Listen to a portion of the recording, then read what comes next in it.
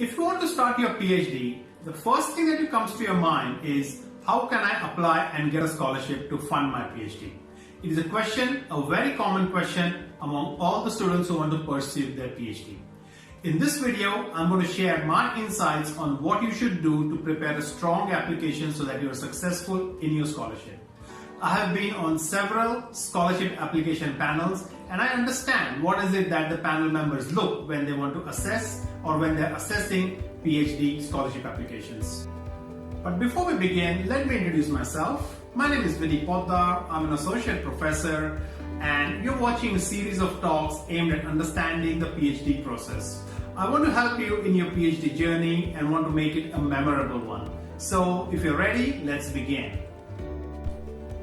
The first thing that we assess when we are looking at a PhD scholarship applicant is how have they scored in their undergraduate and postgraduate degrees. Have you scored distinctions, higher distinctions, or if you just have a pass or a credit? These are some of the indications that give the panel an idea of your capability as a student. The second that we assess is, do you have research experience?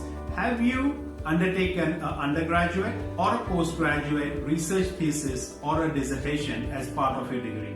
If you have done that, you get an understanding that you are capable of doing research and that you would be potentially a good candidate for doing your PhD. The third thing that the panel assesses is whether you have published in academic journals or conferences. It is a good indication if you have a couple of publications prior to applying for PhD.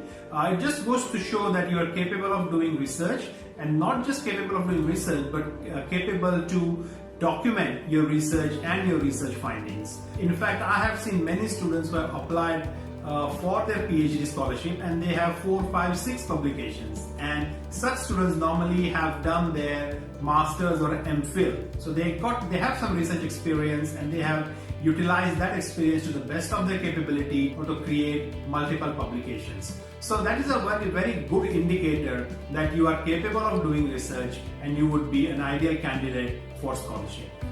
One catch: we also keep a close eye on where you publish your articles. So if you publish in a reputed, highly ranked journals or conferences, that adds value to your application. On the other hand, if you have published in some unknown journals or poor quality journals, it actually goes against your application. So what you should ideally do is look for journal rankings such as the ABDC journal ranking. Having said that, there's other rankings that rank journal in multiple categories. So these categories are A star, that is the best of the best journals, A, level A journals, B and C. So A and A star, if you have any of those, that's the best that you can have even before a PhD. That will make your application really, really stronger. But even if you have a B journal, that is also a good indicator to the panel that you would be a potentially good candidate for getting the scholarship. So keep an eye on where you publish. Don't go to any poor quality outlet to publish just for the sake of publishing. Fourth thing, have you received any awards that show that you are a good and talented candidate? Have you received a Best Student Award, or did you receive Vice Chancellor's Commendation Award? If you have received any awards, make sure that you mention that in your resume and highlight that aspect, because that shows that you are better than the others. It is a sign that you are a capable student. Next thing that we look for is your research experience. Have you worked in an industry setting or within a research institute in the capacity of a research assistant or in any role that involves some form of research? If you have done that, make sure that you highlight that clearly, outstandingly in your application, in your resume, because that gives you a big tick when assessing the application. Next, there are two things. These are kind of optional, but if you have, that would be good.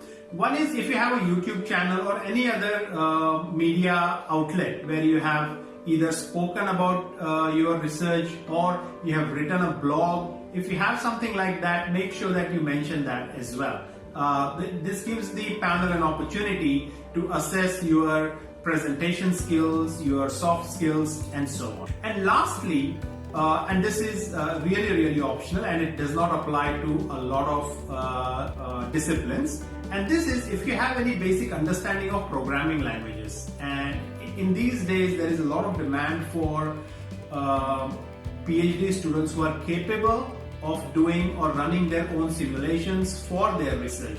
So if you have a basic understanding of languages such as Python, R, or MATLAB, that is desirable, not compulsory, but if you have that, you should mention that, and it will definitely get you some more ticks on your application. So there you go. These were my 7 tips for preparing a strong PhD scholarship application. If you follow these tips, it is a very good chance that you will be successful. Also keep in mind, it takes time to prepare an application. So you cannot start application and have all these 7 points achieved. So if you have a plan to apply for a PhD or do your PhD and apply for a scholarship, start preparing early, because the biggest time consuming part in this would be getting your publications. If you have 3, 4, 5 good quality publications, it will take time, but that will definitely add a lot of strength to your PhD scholarship application. Also looking for new campus ambassadors. If you would like to represent me, please join my WhatsApp group for campus ambassadors. Link is in the description below. Also, if you want to learn how to do your research systematically, then have a look at my course on systematic literature reviews. This course is fully online, so you can learn it at your own pace and even using your smartphone. There are 6 modules and more than 150 lessons with videos, research activities, and writing tasks. If you want to be successfully published in top journals, then you should not miss this course. It's a must for every researcher. Many of my students who have completed this course have published their papers in Q1 and A-ranked journals. In this course, I discuss each and every task that you need to do to write a literature review for a top-ranked journal. This course is most comprehensive course on systematic literature reviews, and I guarantee that you will complete your SLR paper by completing the activities given in this course. To find more information about this course, click on the link to get a detailed insight into this course. If you have any questions about this course, join my Telegram group so I can answer them for you. Link is in the description below. If you have any suggestions or compliments, please leave them in the comments, as I enjoy reading them.